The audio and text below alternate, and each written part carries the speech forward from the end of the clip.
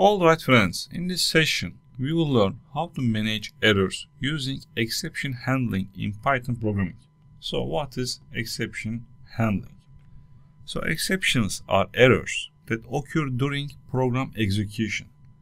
If not handled, they can stop your program, and we see error message here on the screen. So Python uses the try except block to catch and handle errors. So let's do an example.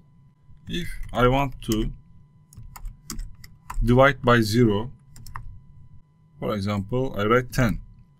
Normally you see we cannot divide by 0. So an error will occur here. So if I print this result on the screen, what will happen?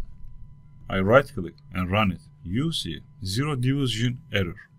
So we can manage these error messages. So for doing this, we can use try except block.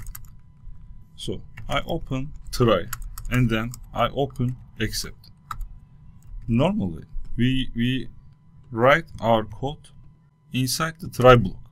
So if any problem occurs, except block will run. Let's do it. If any problem occurs here, for example, right now the denominator cannot be 0, I can say error the denominator cannot be 0. So if I run it, you see these error messages.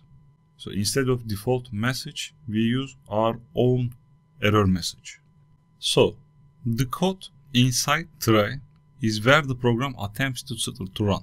So if an error occurs, Python jumps to the except block and you control the message. Super. In the next lesson, we will see how to manage multiple exceptions. See you in the next lesson.